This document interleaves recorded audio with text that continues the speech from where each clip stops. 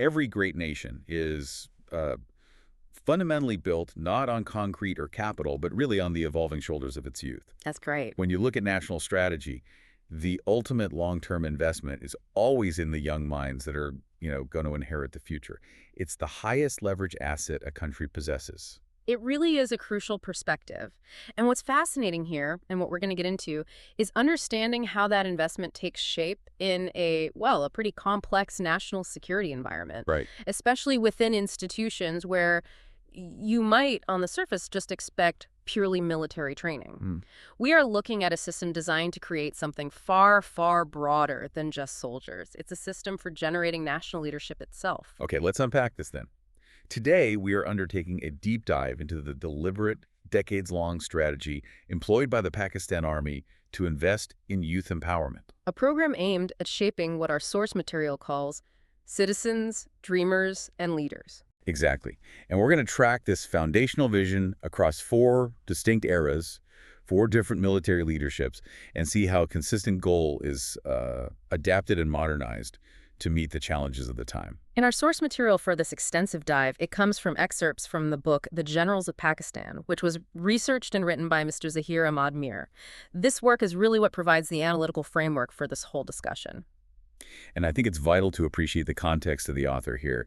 Mr. Meer isn't just a historian. Not at all. He's a constitutional and corporate lawyer and a pretty prolific author. He's published over 55 books. And crucially, he's the founder of this really ambitious project called Pakistan Zindabad, the next world superpower. So his work is, you could say, explicitly a combination of patriotism, rigorous scholarship, and strategic analysis. He approaches this topic with a stated vision of highlighting how Pakistan's military leadership views its role as actively shaping the nation's destiny in the 21st century. So he's looking at human capital development. Strategic human capital development and institutional continuity. He is looking for the operational blueprint that sort of transcends individual personalities. The initial summary of his work makes a really powerful assertion right out of the gate. It does. That the Army has focused on training not just combatants, but future national leaders for all sectors of society. And it leverages robust institutions, unyielding discipline, and increasingly modern technology to get there.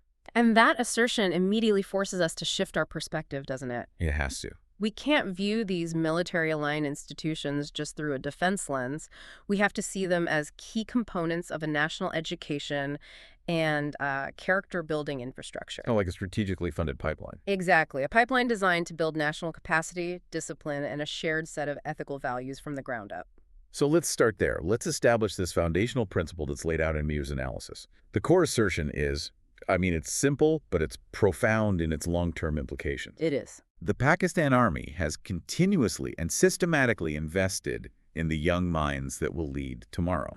That phrase, continuous systemic investment, that's the central takeaway here. It signifies that youth empowerment isn't treated as some, temporary policy pivot. Right. It's not subject to political cycles. No. It's treated as an enduring strategic national objective that has to transcend individual leaders or specific geopolitical moments. You could almost call it a core competency of the state. So what's the rationale behind the Army taking on this role? This is traditionally reserved for civilian educational bodies, isn't it? Is it just a matter of having the resources, or is it something deeper? Well, the book suggests it's really about control and standardization, both of quality and of ethos. Okay. Military-aligned institutions, they can enforce a level of discipline, resource management, and ethical homogeneity that is often, very difficult to achieve across a vast, decentralized national education system. So they can guarantee a certain caliber of leader. They guarantee that a certain caliber of leader, possessing a specific blend of skills and commitment, is produced reliably. It's a quality control mechanism, in a sense. And the scope of this investment, according to the source, is surprisingly wide. It extends well beyond just, the standard military academies that churn out officers. Yeah. We're talking about engagement that starts at the high school level. Yes, the cadet colleges. All the way up to specialized universities. Exactly. But the investment isn't just academic.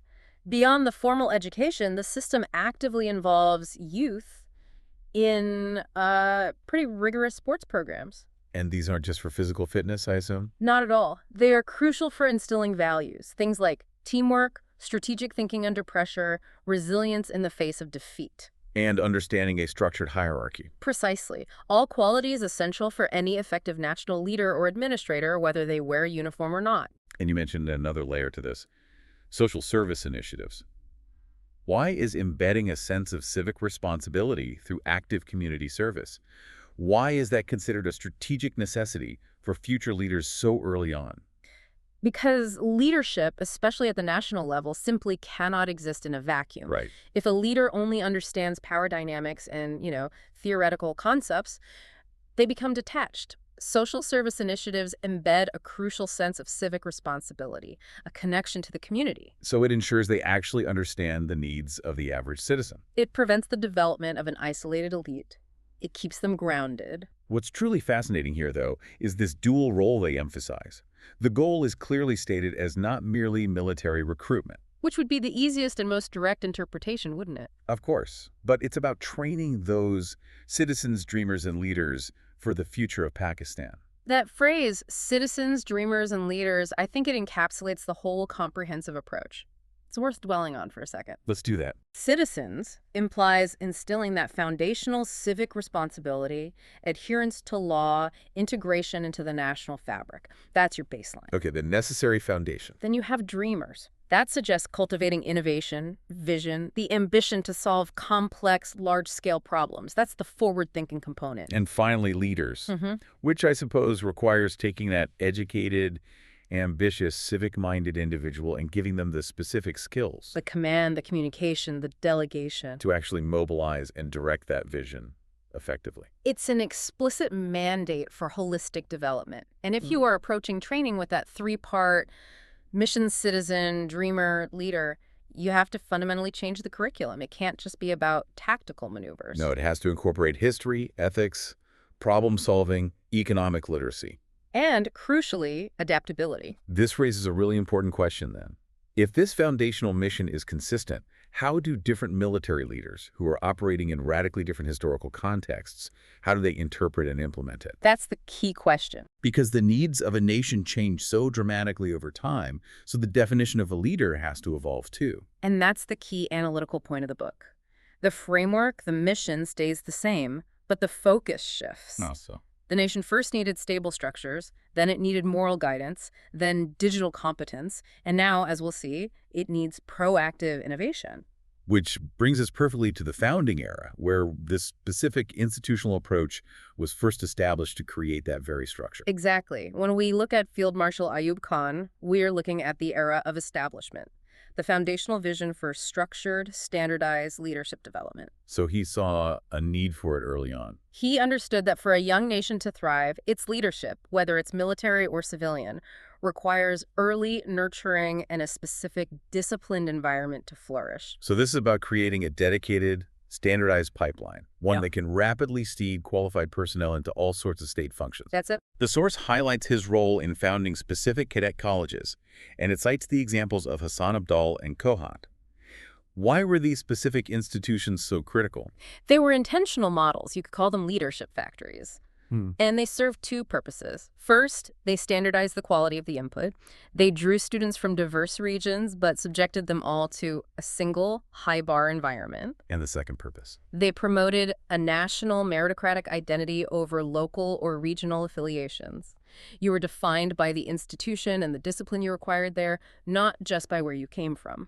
And the core characteristic of these institutions, as the source notes, was that critical blend of ironclad discipline with high-quality education. This blend is everything. And discipline here goes far beyond just military drills. I was going to ask about that. In this institutional context, it implies structure, adherence to extremely high standards, punctuality, resource stewardship, self-control, time management. The ability to operate effectively within a hierarchy. All of it. These are qualities that are absolutely portable to any field, from running a massive state corporation to managing a ministry or, yes, commanding a brigade. So the discipline created the necessary character for reliable execution, while the education provided the necessary intellectual foundation. The critical thinking, the knowledge base, the analytical capacity, yes.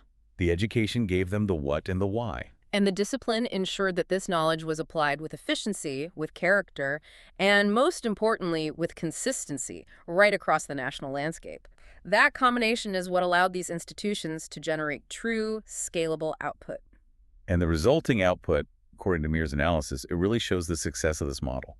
These colleges produce generations of thinkers, administrators, and military leaders. That list thinkers, administrators, and military leaders, it really demonstrates the breadth of the original vision, doesn't it? It does. The explicit goal wasn't merely to staff the barracks. No, the goal was to staff the nation's infrastructure, its burgeoning civil administration, its intellectual capacity, and its economy.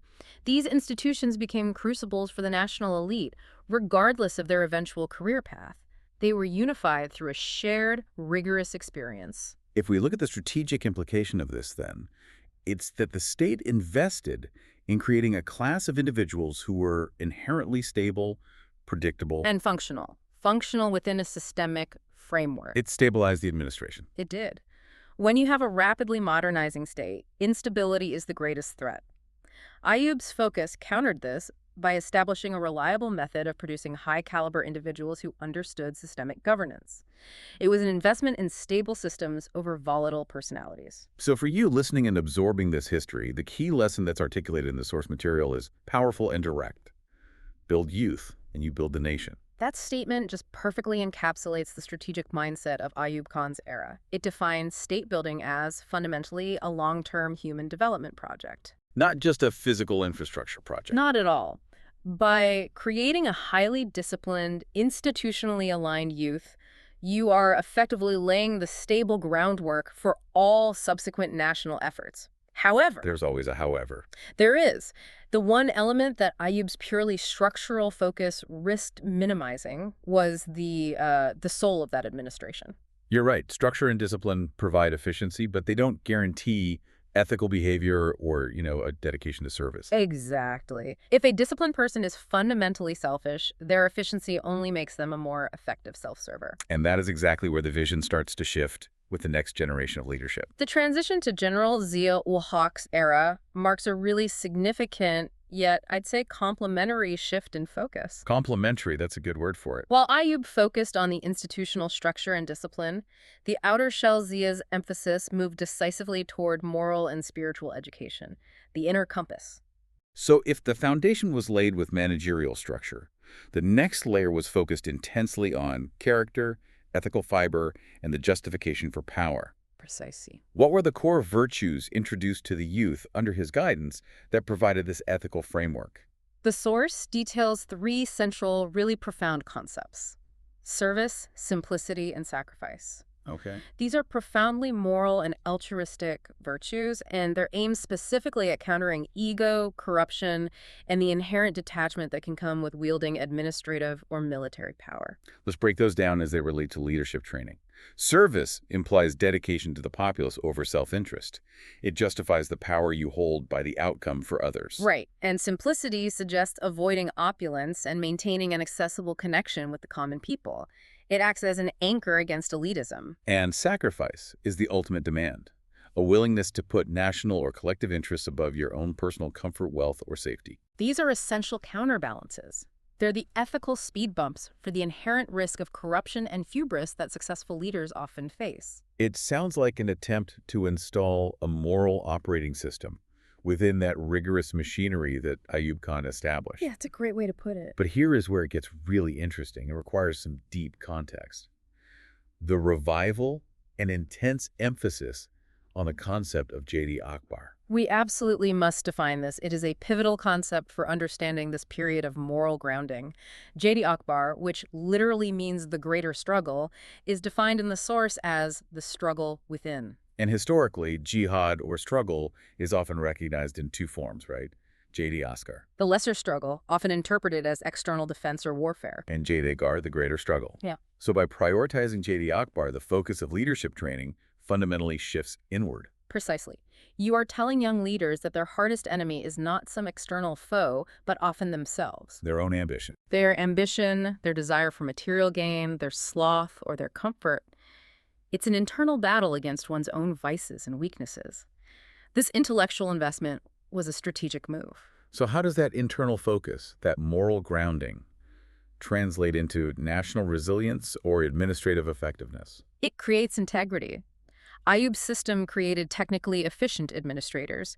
Zia's framework sought to ensure those administrators were trustworthy. Mhm. If you win the struggle within, you achieve a level of integrity and self-control that makes you reliable under duress and resistant to temptations like bribery or negligence. So the lesson imparted to the youth was that true strength in leadership begin in character. You can't lead effectively on the outside if you're compromised on the inside. It provides the necessary resilience to make difficult, sometimes unpopular, but ethically sound decisions for the nation. So it provided the why. Ayub provided the how to manage a large system. And Zia provided the why should you manage it for the collective good, defined by simplicity and service. This contrasts pretty sharply with a purely secular approach to leadership, which might just prioritize managerial result over moral intent. It does. This is a foundational ethical requirement that's built directly into the leader profile. It's the installation of the moral governor, if you will. A moral governor, I like that. If the institutional structure Ayub's legacy provides the stability, the ethical core Zia's legacy provides the guidance. It ensures the machine operates according to a consistent moral standard. So it prepares the youth not just for competence, but for consequential moral decision-making in high-pressure roles. It does. It seems like a necessary evolution. As the nation matured, the demand for ethical governance grew, and the training evolved to meet that demand by focusing on internal moral development. But by the time the next era began, the world itself had changed completely. Completely. And national strategy had to urgently look outward again, specifically toward technology. We now move into the era of General Pervez Musharraf, a time characterized by globalization, the rise of the internet, a rapid technological leap. And this era necessitated a complete reevaluation of what competence even meant for a national leader. His impact, as noted in the source, was in consciously bringing technology into the core educational framework of these military-aligned institutions. This wasn't a minor update, was it? Not at all. It was a deliberate, strategic shift, a recognition that 21st century power depended on technological literacy. And the programmatic changes were comprehensive and very telling. Military-run universities and cadet colleges, they began drastically expanding their offerings. They moved beyond traditional humanities, history, or classical engineering. And the source specifically mentions new programs like information technology, IT robotics, and significantly, business management. And that's a huge clue. What is the strategic rationale for linking IT competence with business management competence under a military leadership training umbrella? Well, the inclusion of business management is a massive indicator of the strategic intent. IT and robotics, they speak directly to technical competence and future warfare capability.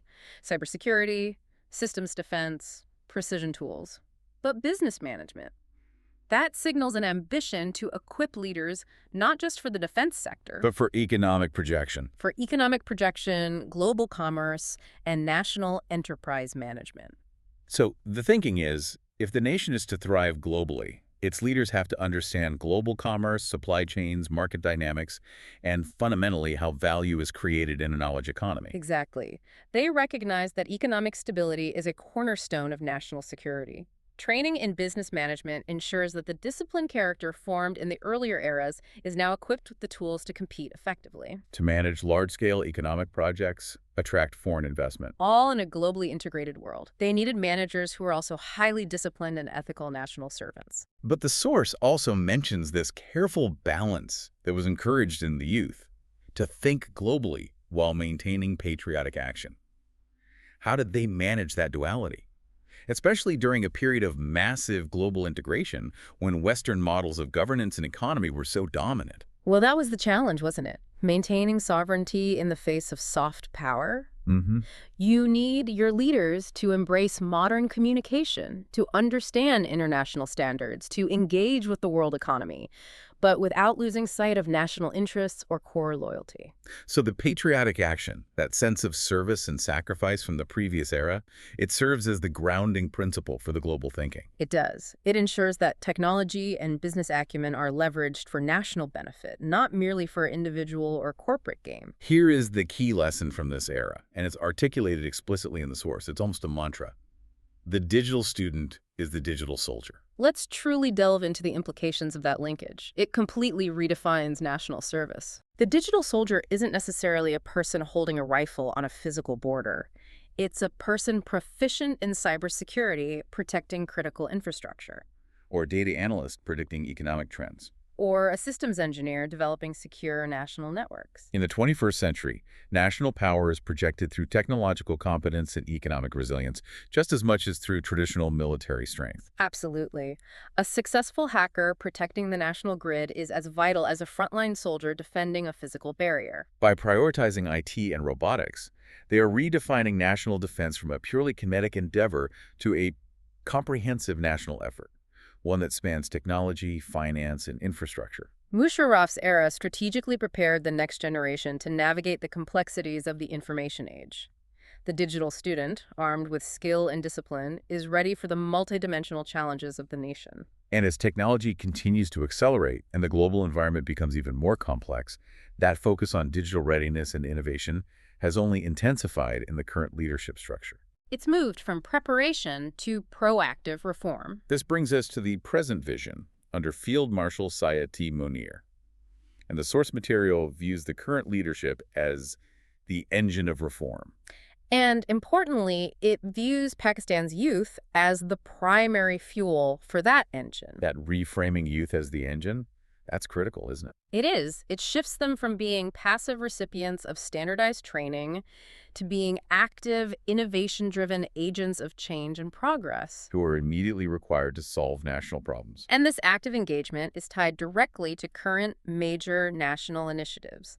The Army, through its influence and programs, is connecting young minds directly to national progress, specifically mentioning the Green Pakistan Initiative and the SIFC initiatives. We should probably define those quickly. You should. They're central to the current strategy. The Green Pakistan Initiative, that's focused on environmental sustainability, agricultural modernization, and combating climate change effects. It's aiming for long-term food and water security. And SIFC stands for the Special Investment Facilitation Council. Its purpose is to streamline bureaucracy and policy to attract and facilitate large-scale foreign and domestic investment. Particularly in sectors like IT, agriculture, mining, and energy. Right. It's a mechanism for accelerated economic facilitation. So by linking youth training directly to these two massive initiatives, the military is sending a clear mandate. A very clear one. The output of the Youth Empowerment Program must contribute directly and tangibly to immediate national strategic goals, economic acceleration, and environmental stability. It's applied learning on a national scale. It's an integrated application of skills. The goal is no longer just to train a leader who might succeed one day. It's to train a competent leader who immediately plugs into ongoing state-level rebuilding projects. And that gives the youth a powerful sense of purpose and immediate national relevance. Their skills are needed now. The clear mandate for the current vision, then, it's structured around three foundational pillars for state rebuilding: empowerment, education, and unification of the next generation. Let's unpack those pillars. Education carries the legacy of all the previous eras we've discussed. The institutional structure, the moral code, the digital tools. All of it. Empowerment is the key modern element. It suggests decentralizing action, giving this generation the agency, the budget, and the resources they need to act immediately on their education. It's about fostering an entrepreneurial mindset. And unification. That speaks profoundly to the internal complexities of any diverse nation. It does. A unified generation is one that transcends internal, political, or regional divisions to focus exclusively on collective national goals. It turns youth into a focused, singular force aligned behind this massive vision of state rebuilding. And the specific methods for this rebuilding are also clearly specified. Innovation, integrity, and faith. Innovation seems like the clear evolution of Musharraf's digital focus. It pushes technological and economic competence toward creating entirely new, localized solutions for national problems. Right, rather than simply importing foreign solutions. And integrity is the direct successor to Zaya's moral strength. It's a non-negotiable ethical baseline that must underpin any economic boom or technological advance. The fear is that innovation without integrity just breeds corruption. And faith, in this context, it ties back to that moral foundation, while also providing the resilience, the optimism, and the hope required for these highly ambitious long-term national reform projects. Like SIFC and Green Pakistan. Yes. This combination of innovation, which is skill, integrity, character, and faith, resilience, aims to produce a highly motivated, future-oriented leader ready to tackle complex challenges. With both technical competence and ethical purpose. We've tracked the evolution from building stable institutions to demanding proactive, innovation-driven national service. It's fascinating how each era builds on the perceived failures or deficiencies of the previous one. It maintains the foundational strengths while adding these necessary new layers of complexity and focus. And this is where the synthesis happens. We can now provide that clear chronological comparison drawn directly from Mr. Meer's summary points. Okay. It allows you, the listener, to grasp the evolution of the strategic investment quickly and, crucially, to see the underlying thread of continuity. Let's do it. Let's establish the distinct focus of each era, marking the strategic adaptation required by the changing geopolitical and national landscape. So, Ayub Khan's strategy. Fundamentally focused on establishing institutional discipline. Creating repeatable process, structure, system, consistency. That was the goal. The key output was the reliable, high-functioning administrator, capable of running a modern state apparatus efficiently. It was the blueprint for reliability. Then General Zia Haq shifted the emphasis toward internal moral strength. This was the necessary check on power. The internal focus ensured that the structured leaders were guided by an ethical mandate service, simplicity, sacrifice. It was about ensuring their power was used ethically. Defining and instilling the ethos. Next, General Pervez Musharraf. He recognized that seismic global shift and brought in the focus on digital opportunity. A pragmatic and urgent recognition of the knowledge economy. It was about equipping the youth with IT, robotics, and business management tools. So, turning the highly disciplined moral character into a digitally proficient asset. The focus was on providing the modern tool set for global competition. And finally, Field Marshal Zaheer Ahmad Meer's current vision, which centers on demanding proactive national innovation. This is the culmination. It requires the youth to immediately apply the discipline, the moral grounding, and the digital tools to actively drive measurable national progress. Through those specific economic and environmental initiatives like SIFC. Right. The focus is on rapid application and systemic reform. This chronological comparison shows us 4 distinct strategies, but what is the consistent mission that unites all 4 generations of this leadership training? That consistent mission, and it's defined throughout the book, is to prepare a generation ready to serve Pakistan with heart and intellect. Heart and intellect. That is the unifying mission statement of this entire strategic investment. So heart covers the moral strength, the patriotism, the ethical resilience instilled by Zia, and continued through Munir's focus on integrity and faith. It's the motivational and ethical drive. And intellect covers the rigorous education, the institutional discipline, the critical thinking, and the digital prowess emphasized by Ayub and Musharraf. The technical and structural capability. You cannot have one without the other and succeed in national leadership. It's just not possible. So if we connect this to the bigger picture, it suggests that success in national destiny, as conceived by this strategic approach, is defined by the quality of human capital produced by these specialized institutions. Who then fan out across all sectors of society. Absolutely.